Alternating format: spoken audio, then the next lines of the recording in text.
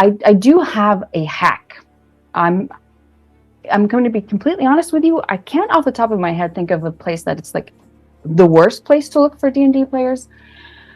The way I hacked it is I went to an expats Facebook group in my city, thinking these are people who are new to town. They probably don't have that many friends yet. There's a good chance a few of them are into TTRPGs and they're looking for people to play with. It is so hard to it's hard to make friends as an adult, first of all, and it's even harder to make TTRPG friends.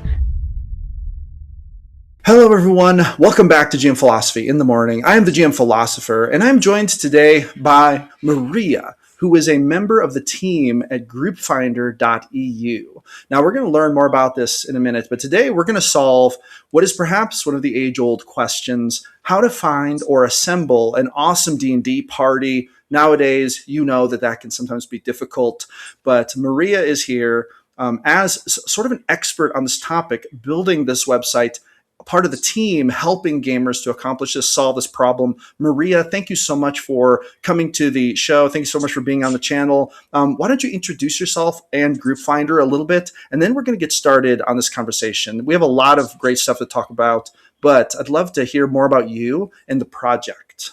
Yes, absolutely. First of all, hi. Thank you so much for having me. I'm super excited to be here and to talk a little bit about GroupFinder, and obviously as well as just how to put groups together. Because like you said, that it can be like the biggest hurdle. It's literally like the first step and it's the biggest hurdle, which isn't fair by any means. But GroupFinder.eu is a tool basically for any TTRPG fans, regardless of system. To find a group, to put together a group, whether you're a DM or a player, or maybe even an existing group that doesn't have a DM, any kind of sort of configuration you happen to be in. If you are looking for a group to play TTRPGs with, this is the place to go. You can find online games, put together online games and games in real life as well. So GroupFinder really is built, and we're currently building it further to make it as easy as possible to find games and put together groups, and not just any groups, but groups that you really feel like you vibe with, that are kind of like your people, trying to make it really easy to help people, list what their play style is, what kind of game they're looking for. That's pretty much the goal, is to just get people together from all across the world to get playing. All right. So to start off with, obviously in building this project, which I've taken a look at this, guys, and there's going to be a link to this in the description. I'm also going to be posting some screenshots of this as we go. You're going to want to take a look at it. Now, I have not yet posted a game. I do have some friends who've actually at this point posted games on GroupFinder. However, you should take a look at it. Why don't you take a look at it while you're listening, in fact, to this interview? But in creating the site, it's obvious that you guys have put a lot of thought into putting together D&D groups. And so I want to ask you some questions kind of about that. And feel free to reference GroupFinder and how you're solving these issues there, but also just in general. So the first question is, for someone with no real D&D friend group, where should they start? Right. That is tends to be the big question. If you're not lucky enough to just kind of stumble into a group that's already interested, what do you even do? That world is so big and intimidating, right? And obviously on GroupFinder, you just go and you sign up and create a post. You make your player profile, or if you're already your question was if you don't have a group. So, you start with making a player profile and you start browsing games. You start looking at what's, kind of catches your eye. But if you don't even know that yet, right, it can be so difficult to even know what you're looking for as a completely new player, or somebody who's just become interested or has been looking forever but just doesn't know how to start.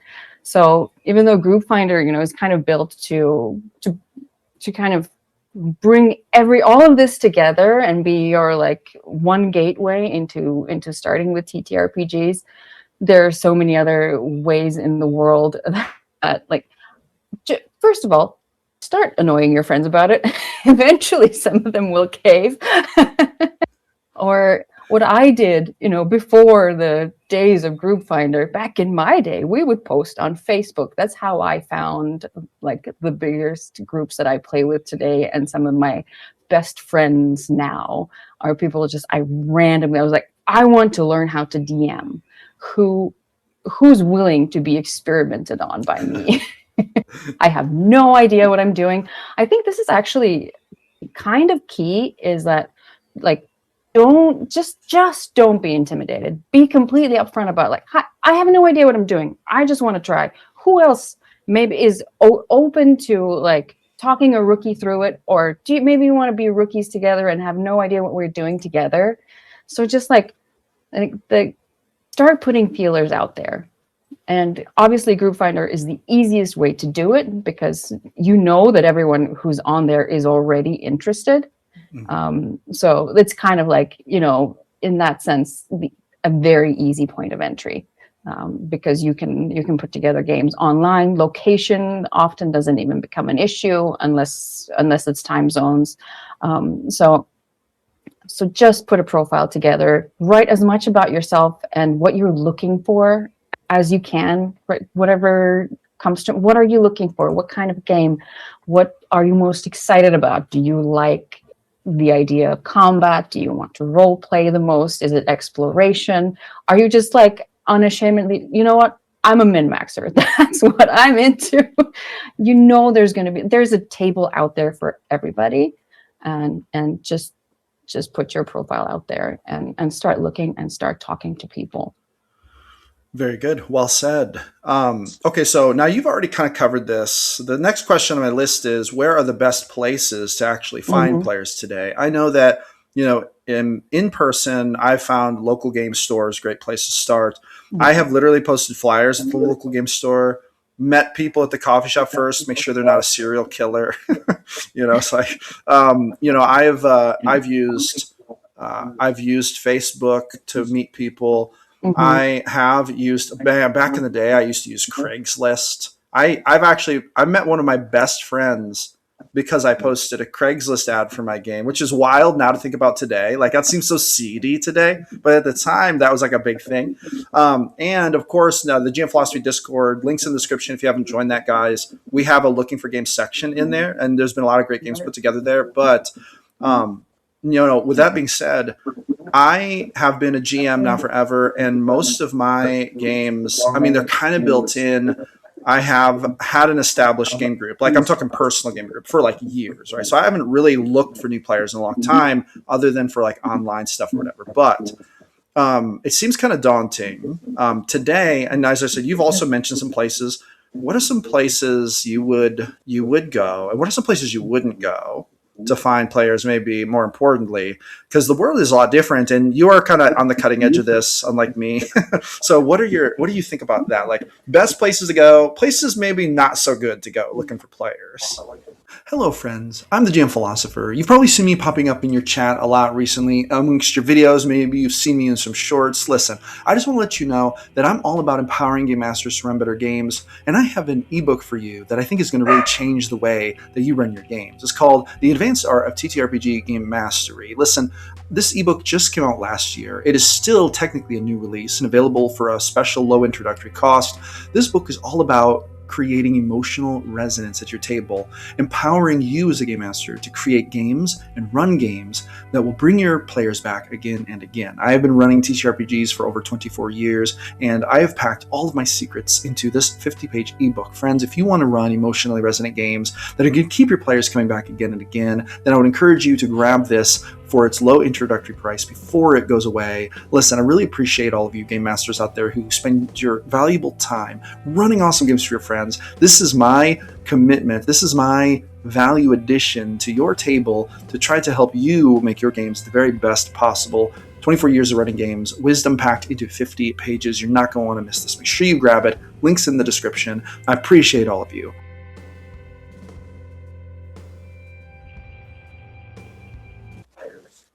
That's a really interesting way to put it. I've never thought of it in terms of like where not to go, because like I feel like in my experience, finding people tends to be kind of the easiest. Finding interest is the absolute easiest part.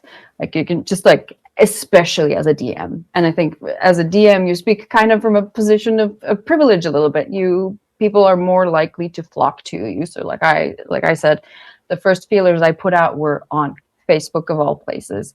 I had so much interest that I couldn't manage it in Facebook Messenger DMs, so I started a Discord server for the first few people, and then it exploded, and I have like my own little, Discord server of 100-something people, which to me, that is the absolute best case scenario, is to start small, but start like every person that you bring into that circle will then bring in someone else. Oh, I know someone who also was interested. Can I have them join this group chat or Discord server or whatever? And again, from my personal experience, where I've got to now is that I have this Discord server of 100-something people. Obviously, they're not all in my campaign, but they have splintered off into their own campaigns. So it's just become this like little tiny community that's self-sustaining, keeps bringing people in who are interested.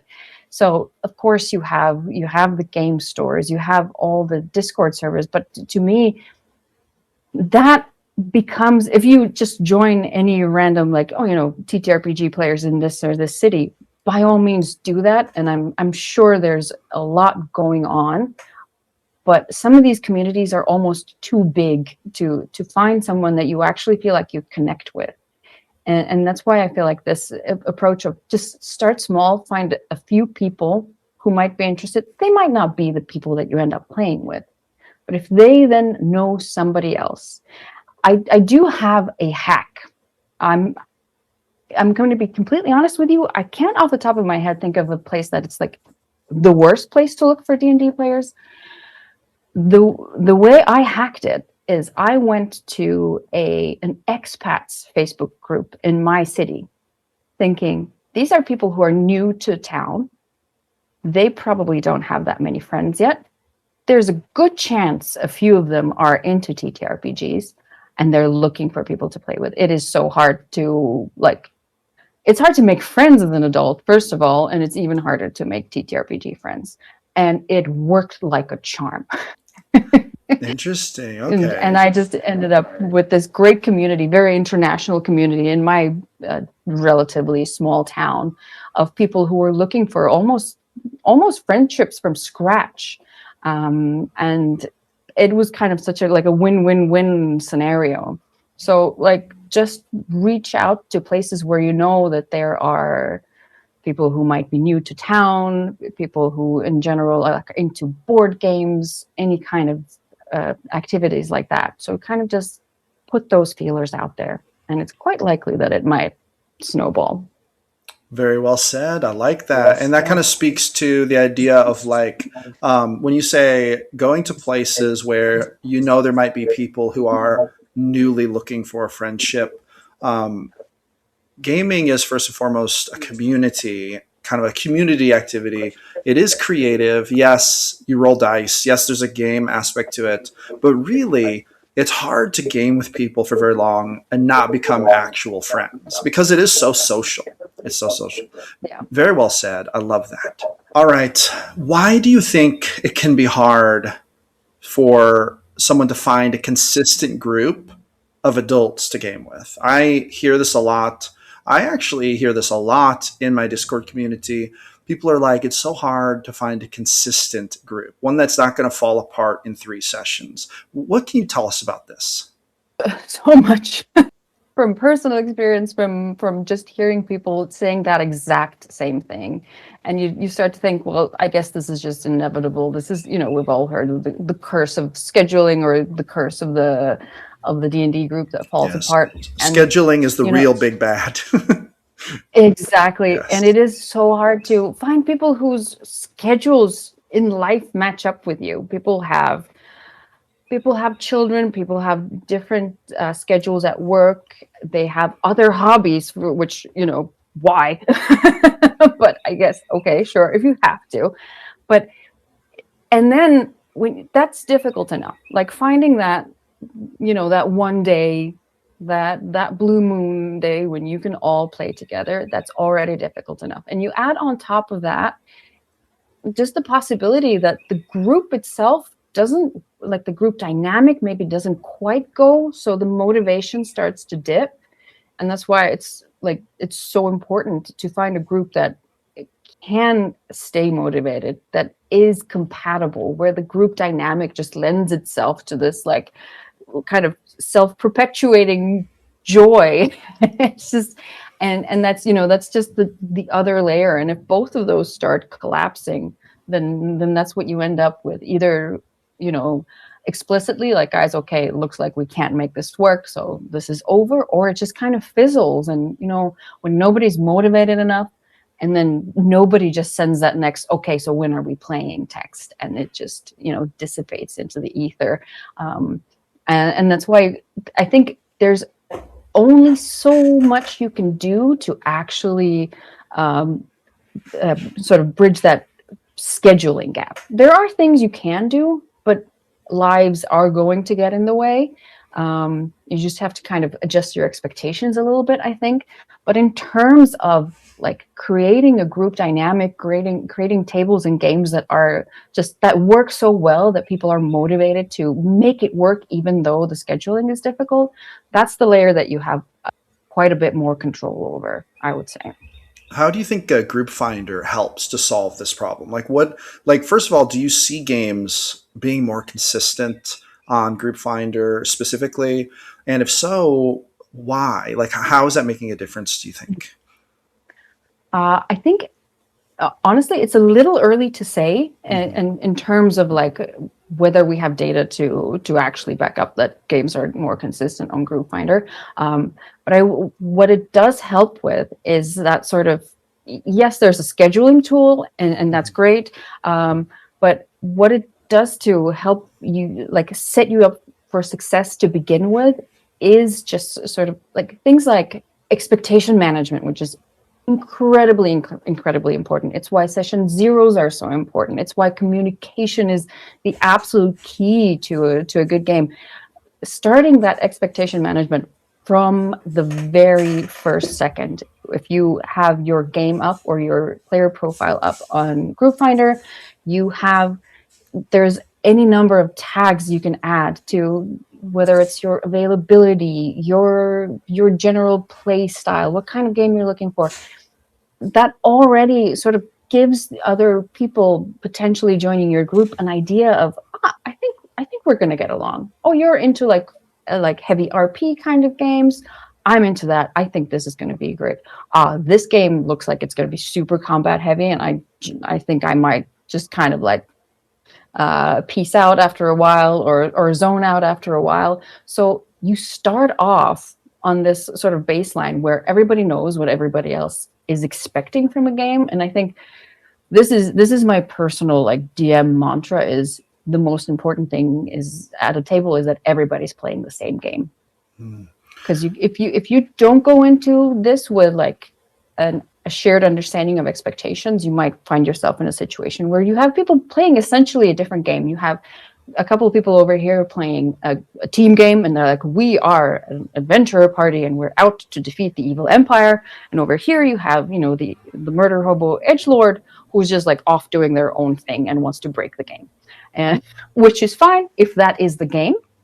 But if you don't have a shared understanding of what kind of table this is, then it's just more likely that some people are going to go into it with like decreasing levels of enthusiasm.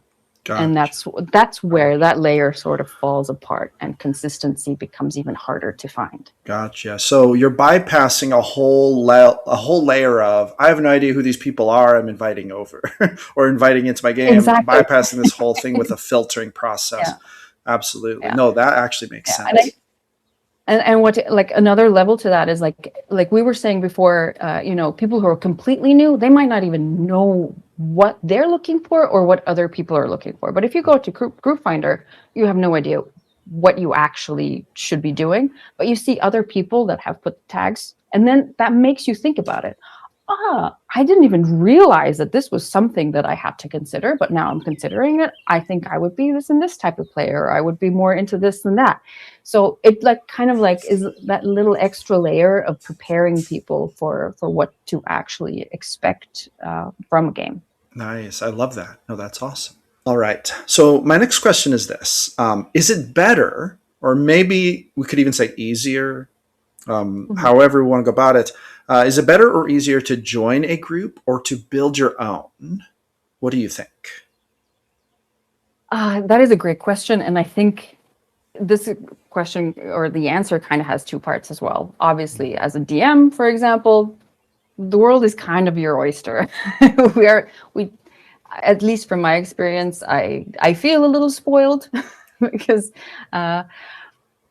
but from a player perspective, on the one hand, right, if you have the opportunity to join a pre-existing group, it feels easier in a way because like bam, here's a group, join and start playing, right?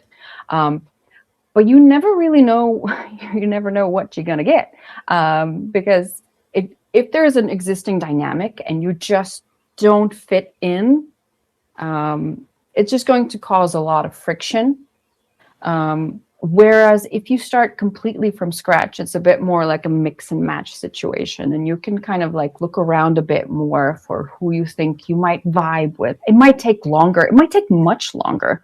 A lot of people, take ages to find games. I know people who say, "I've been looking for a table to join for years," and there could be any number of reasons why it doesn't work out. Um, which is also another reason why like solutions like GroupFinder we felt were needed, because you don't have to put your focus on I'm going to find that one group to join. You can have multiple feelers out there at the same time. If one doesn't work out, there's going to be another one right there.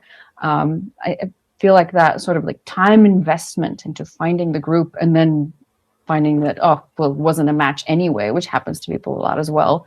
That's kind of like made a little bit better with GroupFinder because you have options.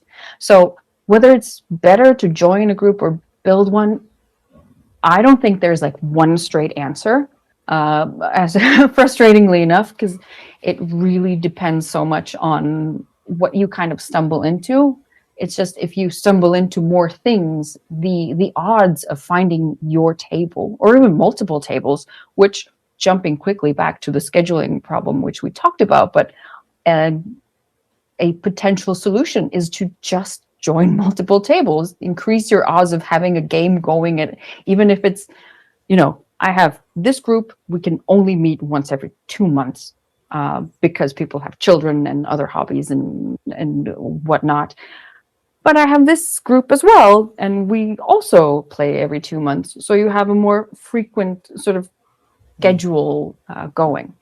Okay, so I love that. To me, that is an abundance mentality thing. When you are, saying, "Well, I want to be a player. I want to be in these games." But then, what if this group doesn't meet as often? But I like them. This group doesn't meet as often. I'm going to take control of my own destiny. Join multiple games. To me, this speaks to an abundance mentality. So I love that, and I think more players should do that. I have a lot of players in my games who are in several games, and I always think, heck yeah, like they love the game. They love the game and they're in it to win it. This leads me to another question, though. Sometimes recruiting people can be chaotic. I've been talking a lot about that in my content lately, especially this idea of like maybe you recruit people and then they bounce. Just like these things can happen a lot. How have you found, and maybe you could even speak about Group Finder, I don't know if this factors into it, but how do you recruit people for a new group without the chaos part of it, or at least minimized as much as you can? You probably can't completely eliminate it, but anyway, Mhm. what do you think about that? Yeah, I would say, first of all, like you're right. You can't completely get rid of the chaos, so you do have to kind of embrace that part of it. Just kind of accept that it's not going to be a streamlined recruitment process. We are dealing with humans Almost after all. exactly, and you can have a player profile that states your experience and your preference, but at the end of the day, so much of it is just going to come down to what are the vibes. It's the most vague possible term to use, but it's one that I use in my own sort of world a lot. Is just, are the vibes good? Do I feel good about playing with this person? Do I think that we're going to have a great time together at the table? Because that is kind of the point. Whether you're the DM or the PC, it's just everyone just has to have a good time.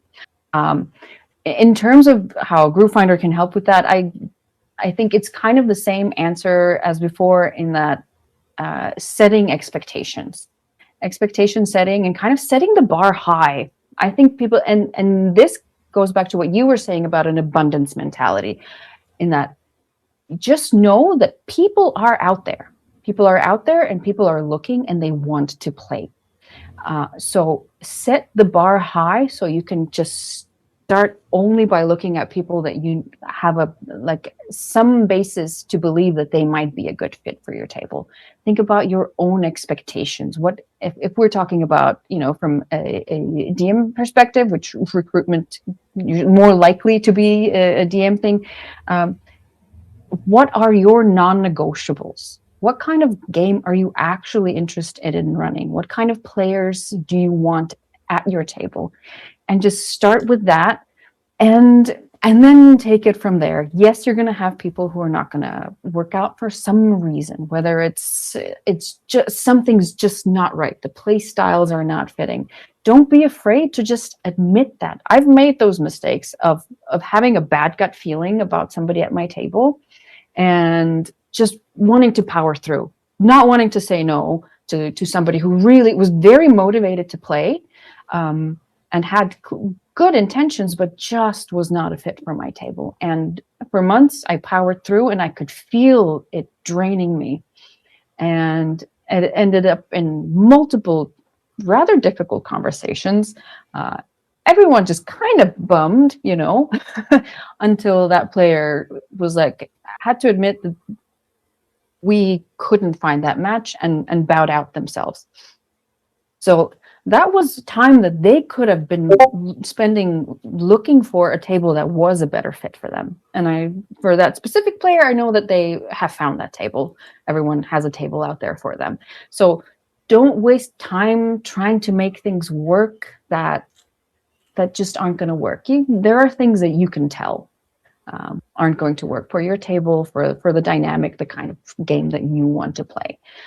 So that expectation setting first for yourself. Be super upfront and honest with yourself about what you're actually looking for, and then when you go out there with your description of your game, lay it all out and put your actual real self out there. Don't misrepresent yourself, and that's just going to sort of help you self-select the people who are actually a fit for your table. Yes. So two things here that I think are really important, and I have been talking about these a bit lately. Setting the bar high is important. I often say, don't be afraid to vet players, because it's true that not everyone's going to be a good match, and that doesn't mean anyone's a bad person. It just is. It's about compatibility. Exactly. And another thing, so setting the bar high is really good. Also, it shows people you care, which I think is very important. Exactly. But then another thing is, be authentic, be you. Don't try to water down your game to appeal to everybody. This is a great way to interest nobody. So it's I love that. I love what you're saying here. All right. Let's move on to this next question here. And you kind of touched on it, but if we're going to get really specific, for you and maybe even the team, talking about, as you've developed GroupFinder and the tools you've put in place to help people find groups, how do you know if someone actually is a good fit? What would you say are the biggest, most important pieces to that puzzle? That is a big puzzle, and it's another one of those where there's very few straight answers, right? Because so much of it depends, again, on expectations, on just people and how they get along with each other, what they're looking for. But how do you actually know if somebody is a good fit? I think you start looking for, or well, don't start looking, but keep your eye out for the red flags, the things that you notice that diminish your enjoyment of the game. And these are like really important things that for, I think, DMs especially can get overlooked sometimes, because we still do tend to think of the DM as somebody who just has to like power through and accommodate, which to me doesn't sound right. And I do see there has definitely been a shift in that mindset as well, and people are thinking of the DM increasingly as a player as well at the table who also just wants to have a good time. So find those, or when you start noticing the points of friction, whether it's somebody who actually at the very start, even before session 0, before you even get to session 0, I like to ask, what is it that you are looking forward to the most? And for me, there are red flags that will immediately go up if it's something like, and this is my personal preference, right? Mm-hmm. If it's somebody that says, inter-party conflict, somebody who just wants that kind of friction within the party, can be a fantastic way to play the game. Is not the way that I usually prefer to run my games. It can be very divisive. And that's exactly. And that to me puts up that flag of, is this going to be somebody who is a bit of a lone wolf, is going to want to do their own thing and not be a team player? Immediate red flag. And not all red flags have to be immediate sort of stopping points. So a lot of it is going to be trial and error, especially if you are new to this. You don't know what you're not going to like. You don't know what you are going to like.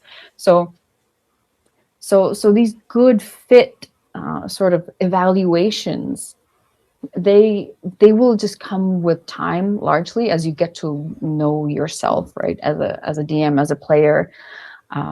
You will also find that some things might bother you, but not enough to leave an otherwise amazing game. It becomes like a trade-off. This person is a bit of a loner and it's what my character would do in a way that really messes with you, but also the rest, like the party dynamic is great, the story is great, the jokes are great. So it's like, so you have to have this conversation with yourself, like how much am I willing to compromise that I know that I'm still having fun and I'm not just like powering through it because at least I get to play D&D, and I think if we can get more people to kind of like think from this abundance mindset that you mentioned specifically, then people might like raise the bar collectively, right? People might take less of the stuff that is problematic or bothers them because they know that there are other games out there. So I think if we get more people to join more games, the quality of the games is going to go up because you will see what is out there, and that's how you start determining that good fit. But basically, how do you know? You have a lot of conversations beforehand. You find out what people are most excited about, what their expectations are, and you just see how that vibes with you and be realistic. If you think, I think I'm going to hate that, but I'll be fine, that's already not a great sign. Yeah, it's kind of a gut check. It's okay to say. It's almost like your instinct coming in. Yeah. It very much genuinely is. I think it's so funny when you mentioned that's what my character would do. That by the time that statement has been said, you have gotten to a really interesting point. Sometimes a very divisive point. Sometimes a point where you realize what kind of role player this person is. Sometimes it's good. Sometimes you think, oh no, this was bad. We're going in the wrong direction here. But it's just so funny that you mentioned that. That's like a key phrase. Well, it's what my character would do. It's so funny.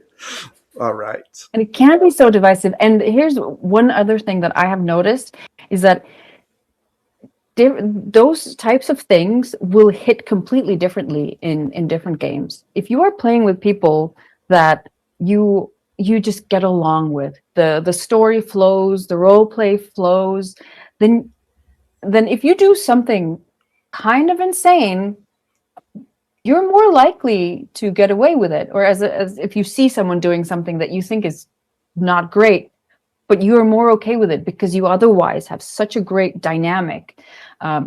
If you're already in a group where you feel like the vibes are kind of off and somebody does something like that, you're, at least from my experience, it's so much easier to let that sort of get to you, because it just, then these things start piling up, and then again you get to a place where you are at a table where motivation can start coming down because people can be annoyed with each other or just not find each other's play styles engaging. So all these Yeah. conversations, as many of them as you can have before actually playing, have, session -1 where you just get together and don't even necessarily talk about actual campaign stuff, but just hang out and get to know each other as people. Yeah, very well said. All right. So here's the big question. My last question of the actual list of questions. That doesn't mean it's the last thing we're going to discuss, because something might come up out of this. But what should someone do literally this week if they want to finally get a real group together? What would be your answer to that? Obviously, my answer to that is go to GroupFinder. Oh, yes, but also, again, it depends on where you are in your journey, right? If you are just beginning, then sit down for a long, honest conversation with yourself. If this is your first group, then just put together a list of what you are actually hoping to get out of this game. What kind of people are you looking to play with? Are you a fun person to play with yourself? Because I think that's another thing, is as a DM, for me, it took a while to get comfortable with the idea of like asking for feedback, because what if somebody says that something could be better? um, but just sort of like think through what you are actually offering and what you are looking for. Of course, posting on GroupFinder, like, or just anywhere, putting some kind of feelers out there is the next logical step to, if you've not done this before, or you have a group that's fallen apart and you're looking for new people, something where a place where you can cast that kind of wide net, especially if you are okay with online games. I personally am a in-person DM almost exclusively. That is my preference, but online games give you so much variety to so many different people from different perspectives, different places, different walks of life that you suddenly have access to, all of whom can bring completely new sort of energies to your table and teach you ways of DMing that maybe hadn't even occurred to you before, thinking in ways that are completely new to you and are just going to open up your mind. So I think, yeah, have a nice, long, honest conversation with yourself about what you're looking for, what you can offer people, and put your game up on GroupFinder. Nice, very good. I love it. What you said about the feedback and things like that. Like at first being a little afraid to ask for the feedback and stuff. This makes me think of something I've been talking a lot about this lately. Both GMs and players, but I think players have a harder time of it. Is advocating for yourself, being willing to say, I don't like how this is going. GM, hold on, GM. I want to do this, Yeah. or whatever. Like I a lot of times feel like, and the reason I bring this up here is because when you want to get a group together and you start joining groups, I think that some of the players who have the worst experience and some of the players who have the hardest time finding a group are the ones who are the more quiet players, and maybe they get overlooked or they get like spotlight hogged out, and they don't get to be as much a part of it because and the truth is some GMs struggle with this. They struggle with bringing those players into the light, right? So I think that when we're talking to players, how do you actually find a great group for you? I would always advise them while they're sitting down having that conversation with themselves about what kind of group they want and what they want to do. I would also say, please consider being more bold about advocating for yourself and actually telling the GM what you want, being honest about that, and to a point, reiterating it. I read a book about business called Traction, And in that book, they did a study, and they said that when the CEO makes a policy decision for a company and they announce it to the company, the average employee needs to hear that policy change 7 times before they actually hear it the first time. Yeah. And this is so wild. And I don't know what the data is for D&D games, but I have a feeling like GMs sometimes need to hear things 3 or 4 times before they really know, oh, you're serious. Now I understand what you're saying. Oh, that wasn't just an offhanded thing. You actually want me to take action on that. So I would also say that I really believe that this is the number one thing people can do to help find a group that is great for them. Advocate for yourself, speak up, and if you don't get good results from that, even more of evidence that this is maybe not the group for you, because a good GM will listen to you and they will want you to be telling the story of your character very authentically. I don't know if you have anything you'd like to add to that, but that's what I would add to it. I completely agree. It's so important both for DMs and players to speak up when things are uncomfortable, when things are great as well. Give positive feedback, but then also, like exactly like you said, advocate for yourself. And I think as a player specifically, I have a harder time doing that. Mm-hmm. As a DM, I'm much better about it, but it is harder as a player because you find yourself, between other people, and you're like, well, everyone else seems okay with this. Maybe I should be okay with this. Maybe it's not so bad. It's, and then the DM will read that as criticism, but it's really not. It's a way for you to help them make the game better for everybody. So absolutely. And also 100% agreed. You have to reiterate things. I mean, the most obvious example is from just like, lore in the game. You give a massive lore drop and you're like, yes, they will remember this forever because this is so significant narratively. And then next session, they're like, who's that? What god? Where? What? So, and that the same can apply. Yeah, sorry, you were saying. No, I was just saying, we visited a shrine last session. What? It's like you were literally here. Anyway, go ahead. Exactly. Sorry. Yeah, so the same applies as well to just sort of this more like housekeeping topics, right? And you're so right. You can't just like say it once and hope that it has the effect that you were expecting. And that's why it's like this communication thing. It feels already so cliche to keep saying it. Oh, communication is key, but it is. It's a cliche because it is pretty much the key to all of this. Like people will play TTRPGs or D&D specifically. I myself currently am only regularly playing D&D, and I've seen players 3 years into a campaign ask what a modifier is. Yeah, sometimes it'd be that way. To be that way, and you know that it's not that like they're not paying attention at all. They're engaged in the game, but some things will just be like, I don't know. I've always done it this way. This is the number. I don't know that it's called a modifier. So you have to keep in mind that people can't keep everything in mind at all times. So yes, reiterate, communicate, bring things up when they're making you uncomfortable. It makes for better tables. If you feel like you're in a group where you don't feel safe to bring those things up, then yeah, like you said, there's a good chance it's not the group for you. Yeah, 100%. All right. Well, Maria, thank you so much for joining us. Once again, GroupFinder, the link is in the description. The URL is groupfinder.eu, a place where gamers can find each other, create games, join games, create profiles. It just sounds like even a more in-depth social experience where players even get more room to talk about their preferences. They're not just a profile joining a game. There's a lot more. It sounds like interaction. I have not in-depth checked it out, so I cannot say much more than that about it, but still very new on my radar.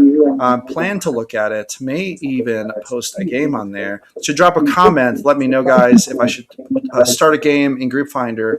And drop a comment. Let me know if you looked at it. Give some feedback. Let us know what you think of it. I'll bet Maria would also be interested in this. Oh, my camera just died, but that's okay. We're at the end of the interview, so we're fine.